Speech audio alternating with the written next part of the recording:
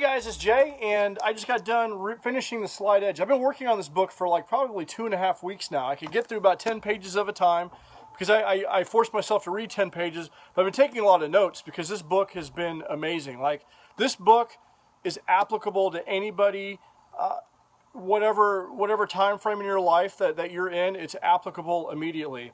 And for the most part, it basically just talks about habits, the compounding effects of habits, both positive and negative, kind of very similar hand in hand to the compound effect. And something that I just read that I just spent last half hour or so taking notes on, it talks about Pareto's rule, also known as the 80-20 rule.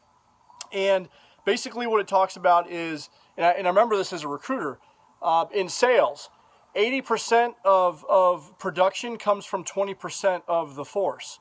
So basically 20% of the workforce is doing 80% of the work or bringing home 80% of the profits.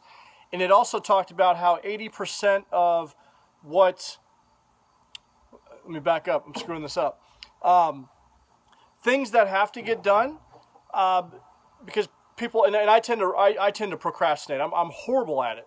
But of all the things that you need to get done, is done in that final 20%. So 80% of what you have to do gets done in that final 20% time that you have remaining. So basically that means people wait until the last minute to get everything done. And it equated that into how people say that, oh, I'll get to this goal someday. People don't write their goals down. Many people don't write their goals down. And those who do, many don't write down a time frame. You have to put a date. And I've been writing my goals down for a couple of years now, but I've never really put like a realistic date next to them. So I just spent the last half hour kind of going through my goals, both short-term and long-term, and I went ahead and set some dates to it. So that's one thing I've been talking about, and I tell people about is you know, make sure that you write your goals down, and then make sure you have an attainable date, and that's going to hold you accountable to your goals. You're the only one that can hold yourself accountable to your goals.